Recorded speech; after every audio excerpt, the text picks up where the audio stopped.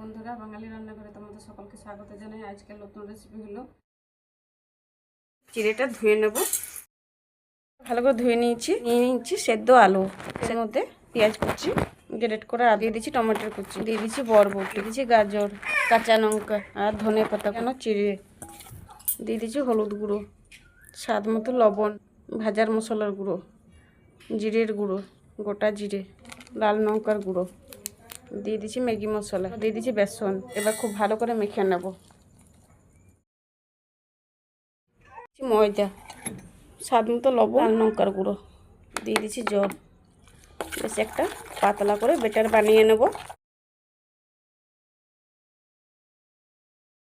বন্ধুরা, আগুনটা তো ধরিয়ে দিয়েছি, এবার আমি কড়াই চাপিয়ে দিচ্ছি। এবার বন্ধুরা একটা করে দিয়ে দিচ্ছি,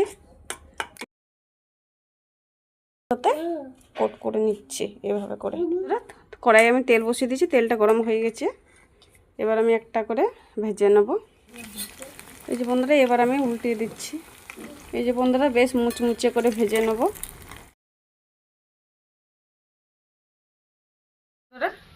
হয়ে গেল দারুণ একটা সন্ধ্যের টিফিন।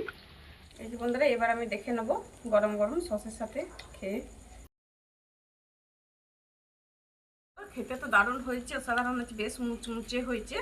বন্ধুরা, তোমরা এইভাবে বানিয়ে খেতে পারো, দেখবে যে কতটা টেস্ট লাগছে। বাচ্চারা তো বলবেই যে মা বানাও, বারে বারে বলবে। বন্ধুরা, ভিডিওটা ভালো লেগে থাকলে লাইক শেয়ার করে দিও।